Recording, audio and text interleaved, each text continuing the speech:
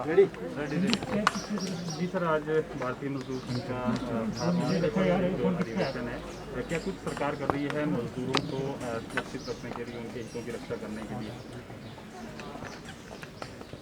भारतीय मजदूर संघ मजदूरों के हितों में काम करने वाला एक देश का सबसे बड़ा संगठन है और वैचारिक दृष्टि से भी मजदूरों के बीच में अपने साथ जोड़ने के लिए और काम करने के लिए मजदूर संघ काम कर रहा है। और मुझे इस बात की भी प्रसन्नता है कि हिमाचल प्रदेश में भी मजदूरों के बीच में भारतीय मजदूर संघ का एक बहुत बड़ा संगठन काम कर रहा है। समय समय पर मजदूरों के हितों की रक्षा करने के लिए मजदूर संघ आवाज़ भी उठाता है और उनके मुद्दों को लेकर के सरकार के समक्ष आते रहे हैं। और हमने प्रयास किया है हिमाचल प्रदेश में मजदूरों के हितों की रक्षा करते हुए।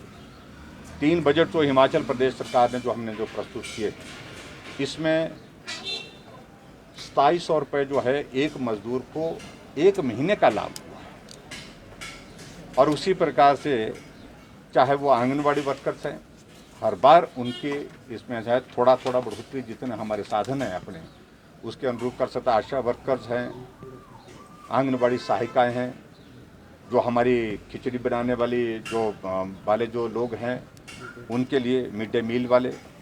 और उसके अतिरिक्त जो मैं विशेष तौर से इस कोविड के संकट के दौरान जो हमने अब की बात कही थी कि हिमाचल प्रदेश में आशा वर्कर्स ने बहुत अच्छा काम किया है। जो कोविड का पहला फेज़ था उसमें भी जो ACF है उसमें मुख्य रूप से ड्राइव उनके हाथ में था। उनने बहुत मेहनत करके काम किया, अपने आप को संकट में डाल करके काम हुआ। बहुत सारी आशा वर्कर संक्रमित भी हुई कोविड के कारण। और फेज़ 2 में भी बहुत महत्वपूर्ण उन्होंने बहुत जिम्मेवारी के साथ काम किया। जो होम आइसोलेशन में लोग थे उनके हेल्थ पैरामीटर्स रिकॉर्ड करना और हम तक पहुंचाना और उनको ठीक प्रकार से गाइड करना, उसमें भी एक बहुत महत्वपूर्ण भूमिका उन्होंने निभाई। तो उनके लिए हमने 750 रुपये की बड़ी इंक्रीज जो है पर मंथ की जो है वो जो घोषणा की थी उसका हमने उसकी नोटिफिकेशन जारी करके जो है उसकी शुरुआत कर दी है। और उसके अतिरिक्त हमने आशा वर्कर्स को पहले कोविड के दौरान 2-2 हज़ार रुपये महीने का भी जो है अतिरिक्त जो है उनको लाभ देने के लिए भी हमने घोषणा की। वो पैसा भी हमने जारी कर दिया है। और कुछ जगह इस बात को लेकर के आया था कि कुछ जगह पैसा नहीं पहुंचा है, कल ही हमने आदेश दे दिए हैं वो सब जगह उस प्रकार से वो पैसा पहुंचाने के लिए 2 दिन के अंदर आदेश दिए। इसके अतिरिक्त जो है मजदूर संघ जो जितने भी हमारे चाहे इंडस्ट्रियल सेक्टर में है, चाहे हमारे दूसरे जो है अनऑर्गेनाइज सेक्टर जो है वहाँ पर काम करते हैं, उनके हितों की रक्षा करने के लिए हमेशा काम करता रहता है।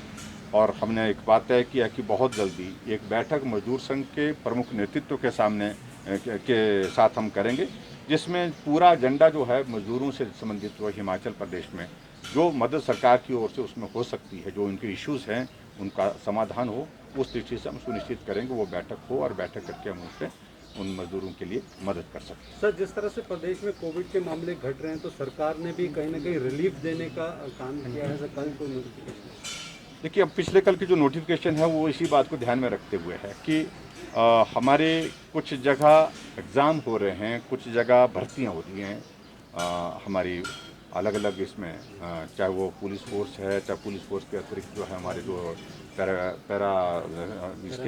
पैरामिलिट्री फोर्सेस हैं, तो उनकी ओर से भी इस बात के लिए आग्रह आया था कि ऐसे अगर ये रिस्ट्रिक्शन सोशल गैदरिंग की रिस्ट्रिक्शंस रहेंगी हमें काम करने में कठिनाई आएगी। उस सूरत में उन बातों को ध्यान में रखते हुए हमने अब थोड़ा इसको बढ़ाया है।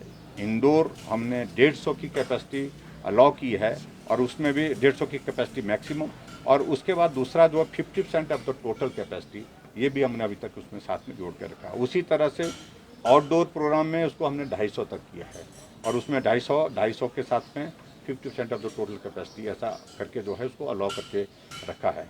और मैं उम्मीद करता हूँ कि कोविड के अगर नियमों का हम पालन करें और सोशल डिस्टेंसिंग मास्क पहन करके हम जाएं और वहाँ अगर ये जो हमने नोटिफिकेशन अभी किया इसका पालन करें तो उससे मुझे लगता है कि हम कोविड के संकट से जो है वो उसको संक्रमण को रोकने की स्थिति में उसमें सफल रहेंगे। सर महंगाई, जिस तरह से आपने भी जिक्र किया कि महंगाई लगातार बढ़ रही है, क्या सरकार जिस तरह से कीमतें बढ़ रही है, 100 रुपये पेट्रोल होने वाला है, सरकार वैट कम कर सकती है?